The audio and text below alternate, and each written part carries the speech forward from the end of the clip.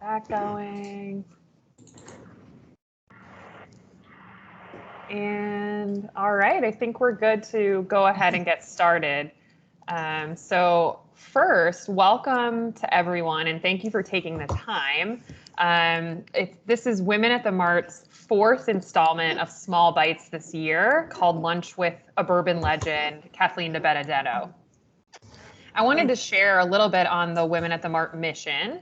As Women at the Mart is a grassroots, multi-company collaborative initiative to share resources for programming that develops, retains, and motivates female talent and allies.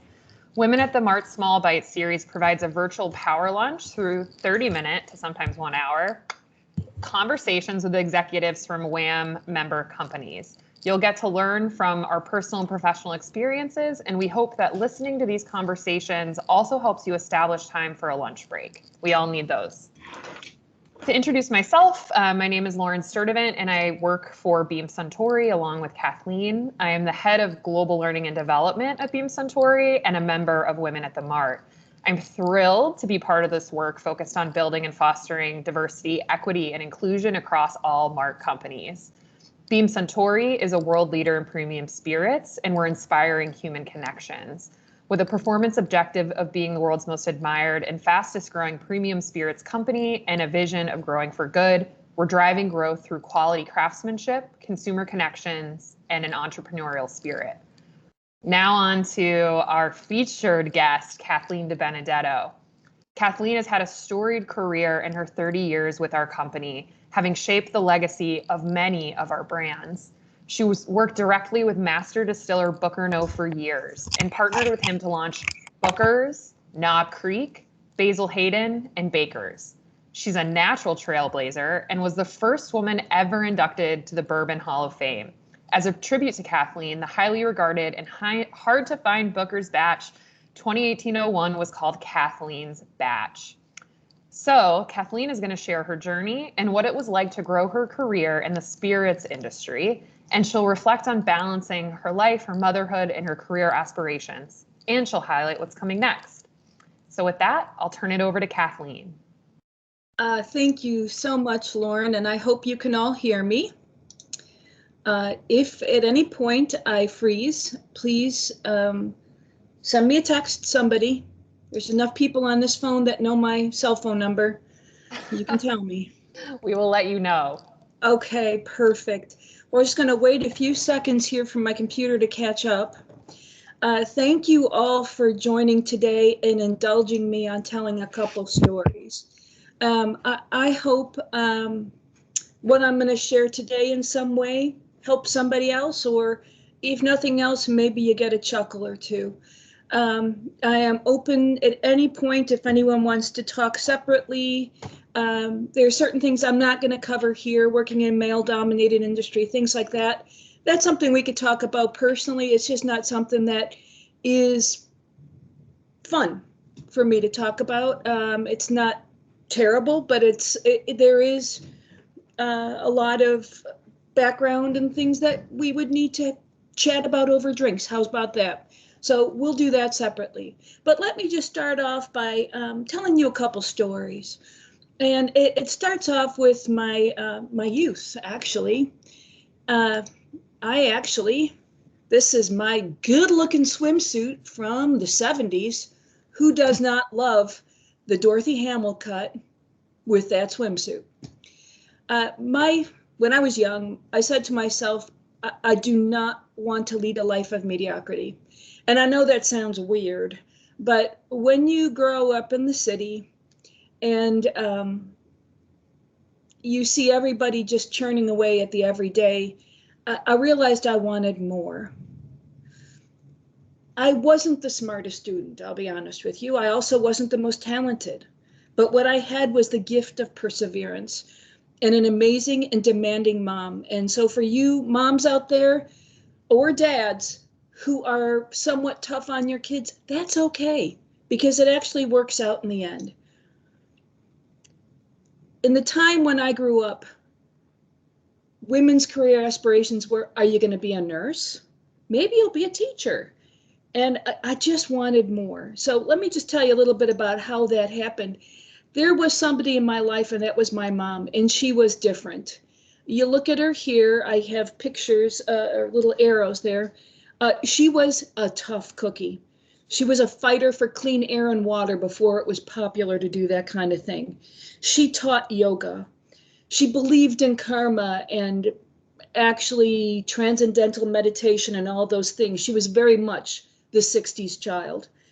She never shied away from a challenge, and she believed that positive thinking manifested itself in positive action. So her cup was always full. She raised us in an environment that you had to be a positive thinker. Moping was not an option. If you came home and you didn't say, "Hi, how are you?" and kiss her, then you had to go to your room, because she truly believed that a positive attitude was a difference between success and failure. And her mantra was this: find your passion, believe in what you do, which is exactly what she did, and don't take no for an answer. I tell this story sometimes. She was one of these people who, when she was 9 months pregnant with my brother, my dad did not take out a tree in the backyard fast enough.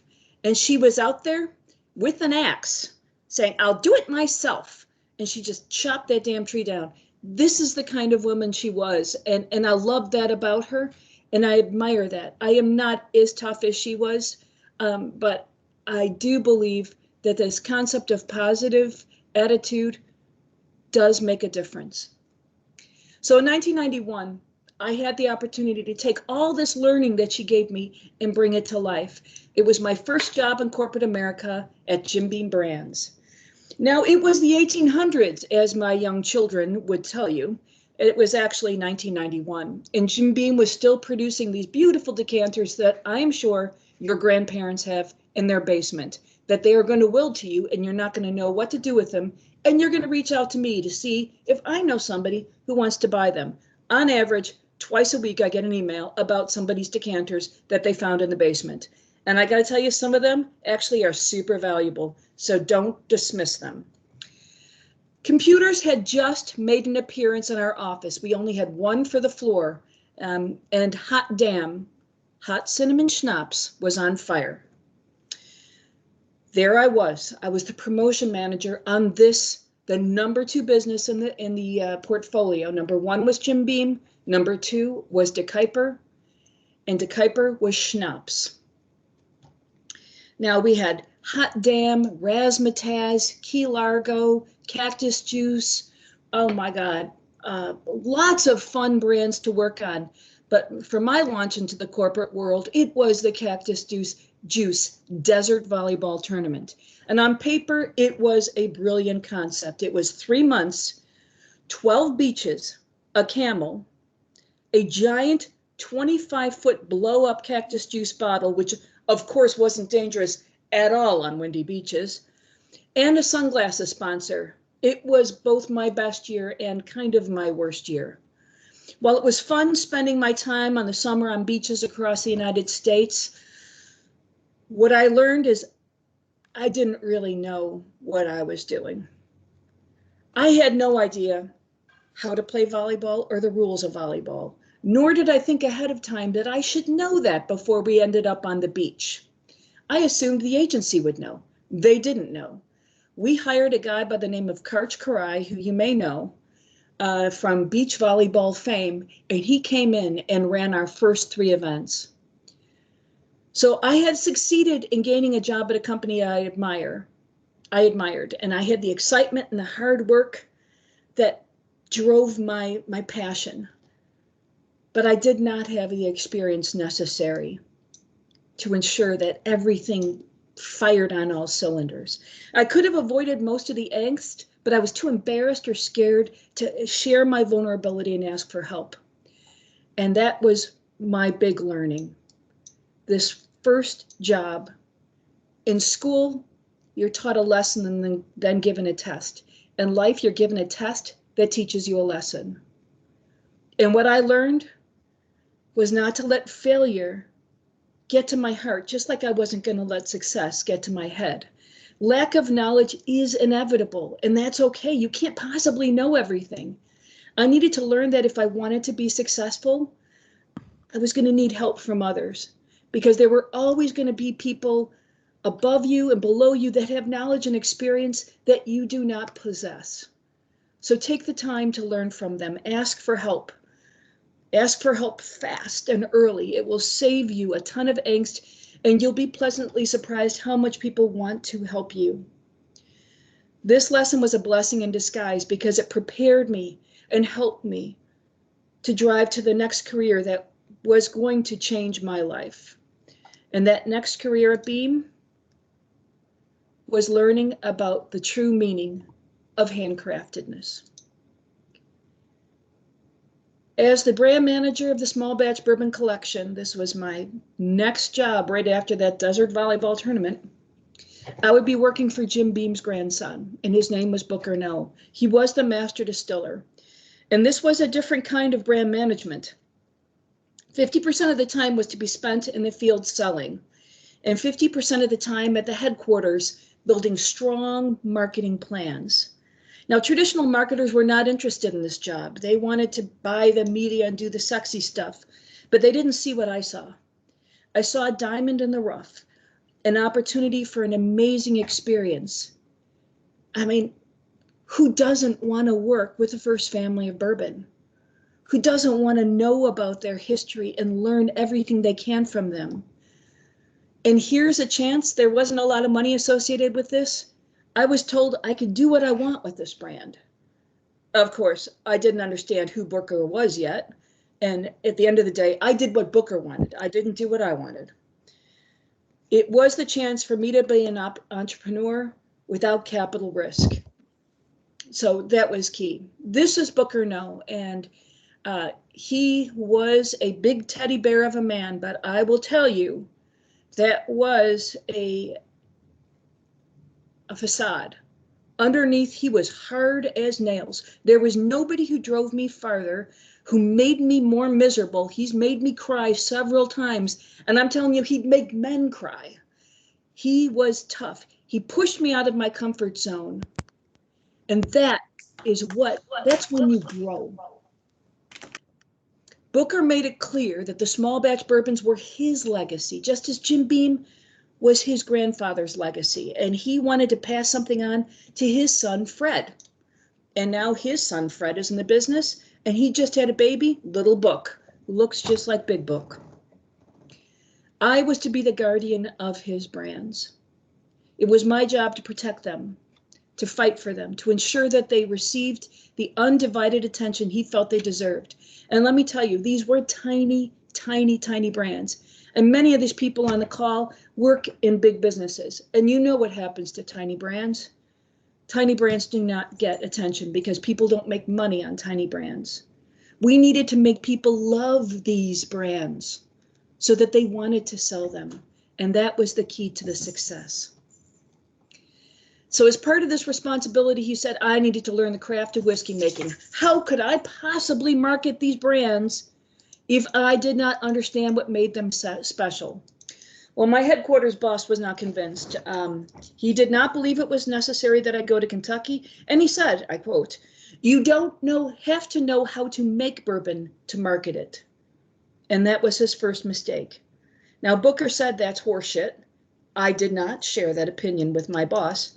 But I did end up going down to Kentucky 2 weeks later. And here I am, much skinnier, much younger, with not a care in the world, rolling a 532-pound barrel to be bung up into the rack house. I was my first pair of steel-toed shoes, and it was an experience I will never forget. I learned how to distill. I learned before there was computers to help guide the distillation. I would stand and drop grains at the right time when the temperature was at the perfect moment to drop, say, rye or corn. And every night we'd come back to the family home, Booker's house, and we'd sit at the kitchen table for dinner, and he'd quiz me. He'd quiz me on how to cut the proof, how to cut from 120 down to 80, and how much water do you add? And I was not allowed to use a calculator. And let me tell you, you forget all of the math you ever learned in college at that one moment. So years later, I understood the importance of this moment. I understood the importance of the responsibility that he wanted me to understand by working at the distillery. He passed his brands into my hands that week I was in Kentucky. He taught me that a bottle of bourbon is only 1% of the effort and artistry behind each and every bottle. That I needed to understand the people. I needed to meet the people. I needed to understand the resources, what it takes to dip a bottle, to put your thumbprint on the top. The skill that it takes to stand there and wait patiently to drop grains or to make yeast by hand. And the commitment that is necessary to represent his brands. And I apologize, that's my dog. So I'm indebted to Booker because I felt that his high expectations and trust in me set the stage for the person that I was going to become at this company. It was enough to help me break my own glass ceiling, just as he was breaking the glass ceiling of bourbon and creating this renaissance in bourbon. Now I have talked for 11 slides. Is there anybody who has any questions, or am I going too fast? Lauren? I'm monitoring for questions. I think the speed is spot on so far. Rock on, sister. If you have questions, please put them in the chat. Better not to take yourself off mute because there's so many people. It'll get goofy. Thank you. Thanks. All right, let's move on because the next element is all about that handcrafted. We talked about touching brands, but did you ever think about the hands that have touched the brands that were there before you? If you work on a brand, who was there before you and what did they do? And what brands have your hands touched? Of the many hands through history, what have they done to elevate the brands? Have you changed something? Has that responsibility come to you and you realize that you want to leave this brand in a better place than where it started? That's what handcraftedness is about. It's not necessarily about how many barrels you're producing or if you're hand dipping. It's that personal touch that brings to life a commitment to protecting and building a legacy, both for this brand, but also for yourself. Because you too build a legacy when you commit yourself 100% to a business. You create something that goes with you no matter where you're at in life. So in speaking of legacy, shaping your legacy is something that I take very seriously. I wasn't sure how to navigate my life at this point. I had just in 1993 got married and in 1996 had a baby. And my son Dominic, pictured here, he's the little kid in front of the house. I don't know, I hope you can see it, walking up the stairs of the Beam family home. And Christian and the inset, those were my two kids, and they attended every bourbon festival until sports kept them from coming down. The intersection of when your career becomes part of your family is the only way I could survive as a mom and still do what I needed to do for the business. The boys would sit in the house, they'd sit in Booker's chair and watch TV, or they go in the garage and play with their Thomas the Tank cars or whatever, while I would do a tasting. But they were part of this legacy. They helped to see the future of what bourbon was going to be. And today, Dom, who's now out of college, sells distilled spirits, not for us, unfortunately, he sells for Bacardi, but hopefully in the future he'll come over to Beam.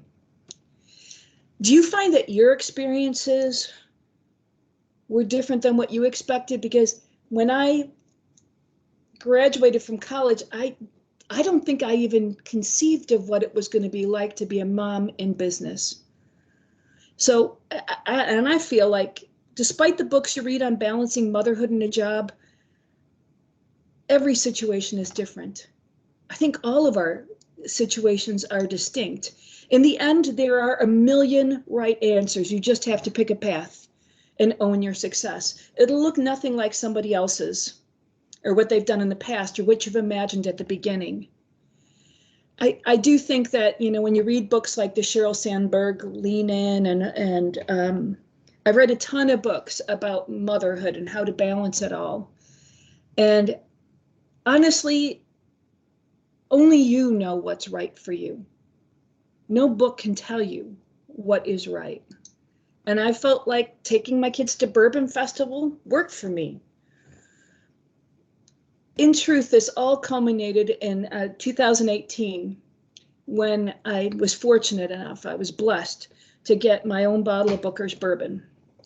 Now, you'll see on this label over on the right-hand side, these hills and valleys. Those are called knobs. And you see those knobs in Kentucky. And when I travel to the distillery and I see them, I feel like I'm coming home.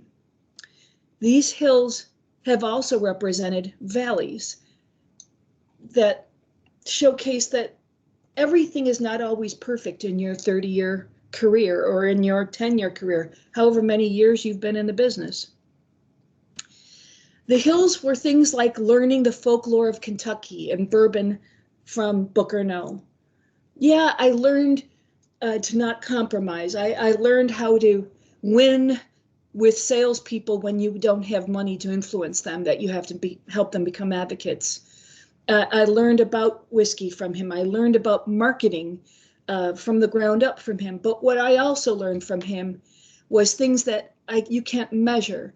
And it's sitting in the backyard while they're flambeing pork chops like they've done for 50 years and bringing out the hometown band where Booker plays the jug. If you're lucky, you get to stand next to him and play the washboard. And if you're super lucky, you get the bang bang stick, which has the cymbal on the top and the bells on the side, and you get to bang and while they play the music. It is an extraordinary experience that I am so fortunate as a child of immigrants, you know, to have experienced true Americana. That is some of the highlights of the hills of my career. But there were values. I had to leave the super premium portfolio after 14 years, and I had to move on to new businesses. And I had to learn things that I wasn't sure I wanted to learn. And as I've always told my kids, the greatest growth comes from when you are uncomfortable. And it sucks, doesn't it? It sucks when you have to be uncomfortable, but it is arguably, when you look back, it is all those things that help color who you are today. I call this my career alchemy. Now, in looking for this picture, I realized that there's a million companies out there that use the words career alchemy. I used alchemy only because it brings me back to this concept of distillation. And when you think about alchemy, distillation takes, let me go back here. Distillation takes a raw material and adds heat to it and transforms it into something that is not the same. It doesn't taste the same. It doesn't look the same. In fact, it's not even the same structure physically. It becomes a liquid. So you take a beer and it becomes a bourbon. From all those experiences you have, it turns into something much greater to who you are. The good, the bad, those hills and valleys create this career alchemy. And as I think about the path, it's not, for me, a linear career path that has been fulfilling. A lot of my friends who've gone to business school really see themselves moving all the way up to that VP and then president of the company. And I tell them how much they're missing by not engaging in other areas that have nothing to do with their original intent. As a director of luxury marketing, I had the opportunity to go to Courvoisier and stay at the chateau and learn about the generations of growers that grow our grapes. As the director of brand education, I had a chance to go to the De Kuyper distillery in Schiedam, Netherlands.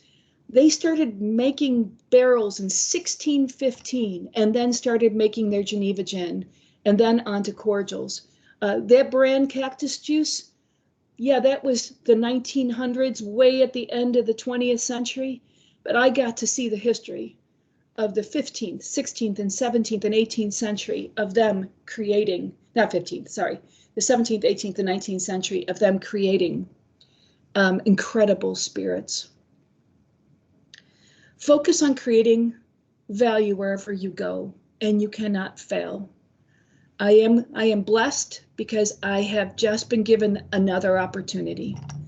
I've been given the gift of working on yet another craft brand, and this is my 30th year at the company. And I appreciate these three founders who have put their trust in me to try to bring Sipsmith the same success that the small batch bourbons have had. They've challenged me to find a way to help this brand grow.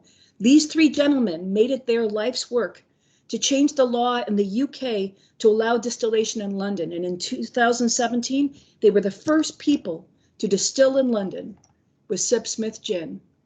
And more importantly, they do their business with integrity. They just have been awarded B Corp status, which means they do the right thing, not just about green doing everything green in the way that they make their product, but how they pay their people and the equity that they, the equitable way in which they treat everyone and their marketing practices. It's extraordinary, but more importantly, they don't take themselves seriously. And I'd like to share a campaign, just one quick ad, which I think characterizes what is going to make this brand successful. Please enjoy. If I can make it work. Nope, hold on. Come on, there we go. It's with great pleasure that I announce our partnership. Wimbledon is now the official tennis of Sipsmith Gin. What? No, you've got it the wrong way round. Where are you going? This is the official manicured grass of Sipsmith Gin. No, it's the official manicured grass of Wimbledon. Grass is delicious. This is the official ball machine of Sipsmith Gin. This is the official handmade high chair of Sipsmith Gin. Have you ever sat up here? I have. Official rain, official superfan. Hi. Official lawnmower. I've mowed my face into the grass. Official hawk. That's enough. Official net. Official. Get it? Yeah, I get it. Wimbledon, official tennis of Sipsmith Gin. Annie, do you have eyes on the swan? Over. Official walkie-talkie. I don't know what to say to you anymore. Well, we're out of time anyway. Gin. Quite right. I hope you all enjoyed that. That closes out my presentation. Thank you for letting me speak to you today, and I hope in some ways it was interesting and fun, and if not, I hope you had a nice lunch. How's that? Oh, Kathleen, thank you so much. We did have a few questions come through. Okay. So the first one is, you said Booker was tough underneath it all. As a woman walking into this process, did you face any adversity in the hanging with the boys, especially after incorporating your kids? If so, how did you overcome, or what did you learn? Sounds like you were so welcome. Well, that is, again, something that we should have over drinks and not really something I probably should share. It was not easy. Booker was surprisingly, as we like to say, woke. He didn't care if you were male, female, he didn't care who you were, as long as you cared about his business and you did things the way he thought they should be done. He was one of the most open people I've ever met in my life. There were other people at the distillery who were not prepared for a female brand manager. And we had one instance where I wanted to go in. They make yeast by hand. They still do it today. And they had to question me if I had my period to allow me to go in to make the yeast. Because if I did, I couldn't go in because it was an old wives' tale that I can ruin the yeast. It was the most embarrassing moment in my life. And Booker's like, that's horse shit. And he was great. He shut him down. But I think I also had the protection of Booker. From a kid perspective, I'll be honest with you, it was not the same kind of atmosphere as today. I chose to take a 20% pay cut to work 4 days a week. And that was something I felt I needed to do. My first child, I didn't do that, and I felt I missed out on a whole lot. For my second, I did it, and I ended up getting moved off the business because this was not something that was accepted at that time, and that was 2004. Wow. It happened the day Booker died was the day I was moved off the business, and I knew it was coming. I had sat with somebody who was like, listen, we just need somebody full time. I'm like, well, I still do work full time. I just work from home on that 5th day. Well, no, we still need somebody full time. And I understood that. But the world has changed now, and people have become more open. And I'm not judging Beam at all. There were rules. And every company was like this. I was not alone. I belonged to several women organizations. And this is where I learned that all the books cannot tell you the right thing to do. Only you know the right thing to do. I love that. I think that's very helpful, and so glad to know that the environment is changing. Another question, do you know what part of Germany the Beam family was from? Actually, I don't. I used to have the ancestry. I've got their family tree on my ancestry page. I'd have to get back to you on that. I can't pull it up because I was charging the company for that, and I can't do that anymore. Got it. No problem. I don't work. I work on the Sipsmith business. They don't quite understand me holding on to the Beam family tree archive. Makes sense. That makes sense. But I can get that from somebody. So if it's somebody, just get the name, and I'll make sure I let them know. Absolutely. All right. Next question. How much time after the initial visit did you spend in Kentucky? Did management eventually come around with how much time you spent there? Do others do this now at Beam in brand marketing? Yeah. So I spent a ton of time down there, and it ended up that my manager was scared of Booker. So it really didn't matter. If the master distiller and Jim Beam's grandson says he wants somebody down in Kentucky, then you go down to Kentucky. It's just, he wasn't a jerk. It's just that Booker had gravitas. I mean, he had earned the right to ask for things. And the business took off. I will be honest. We had Knob Creek grew faster than any bourbon in the category in 1995 into 96. And so, yes, I was down there at least 2 weeks a month working. But a lot of my time was also spent out selling. It was the age of vodka. And so trying to sell bourbon was really tough. So that's why we started doing tastings. And there was a picture of me doing a tasting in there. That's what we did. We focused on friend telling friends. Because people who like bourbon love to share that social equity of knowing something that somebody else doesn't know. And so we capitalized that. We did tastings. We tied in with, I think it was the Hyatt hotels, and they gave us their list. And we also had fine wine lists, and we brought people in. And it was very interesting because we started drawing from people outside of bourbon. And that began the start of the bourbon renaissance. And I truly believe Booker was the catalyst for that. He and his legacy brands. When he brought his son Fred into the business, that's when we started making money. But that took 10 years. We did not make money for 10 years. Wow. Incredible. That does it for the questions that we have in chat. I just wanted to open the floor. If anyone else has any other questions, please enter it into the chat now. I did want to take this time just to thank you, Kathleen, for taking the time to speak with us. Your experience, your stories, and frankly, your career are an inspiration for all of us. And it's always helpful to hear from someone that has been a trailblazer in this industry as well as just generally in corporate.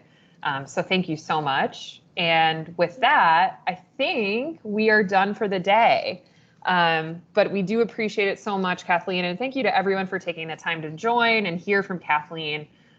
She's an amazing, amazing person to have at Beam Suntory, and we really, really are just so lucky to have her. Thank you so much. I'm writing notes to a couple people that I'm realizing are here. Laura Rice, are you still on? I don't know if she went off, but she used to work on Jim Beam way in the past. I think we got one more question. How to progress at work and have a great work-life balance during COVID times and uncertainty in the school situation, possibility of going virtual. I will say, Kathleen and I talked at length, and we do talk about all the time how we feel about this concept of work-life balance. But I will say, given that COVID is here, it's so incredibly difficult to understand what balance even means. But I'll let Kathleen give you her 2 cents as well. It's all. I will tell you, for work-life balance, it's personal. I really, really don't. I can't tell you what is right for you. Only you know that. And every person who tells you, read this book, read that book, you know what's right. You know what you need to do.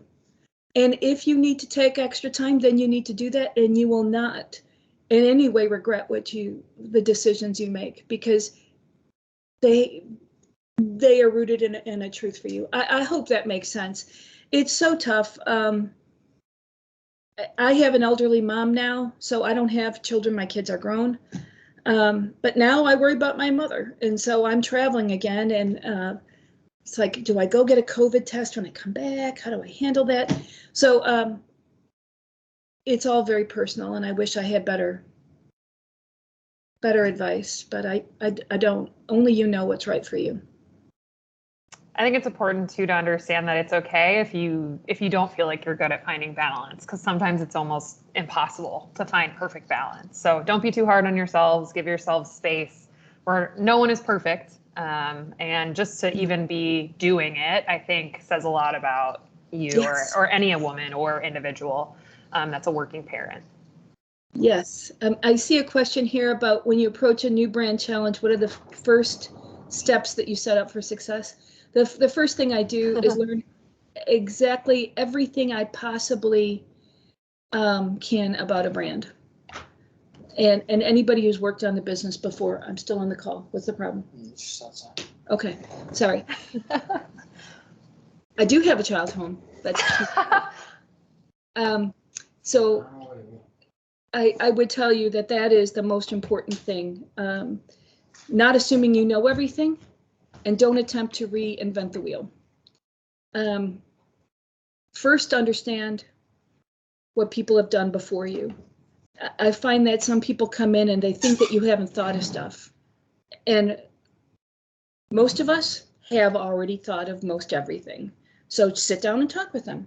It's that is the one thing that I think is critically important. Listen.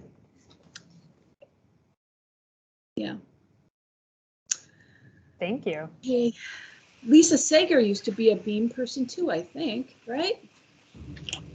I was a long time ago for a little time, but how are you? So glad to hear from you and hear your story. Well, I am so glad to hear that you are doing well, and you're in the Mart. Are you downstairs? I'm at Conagra.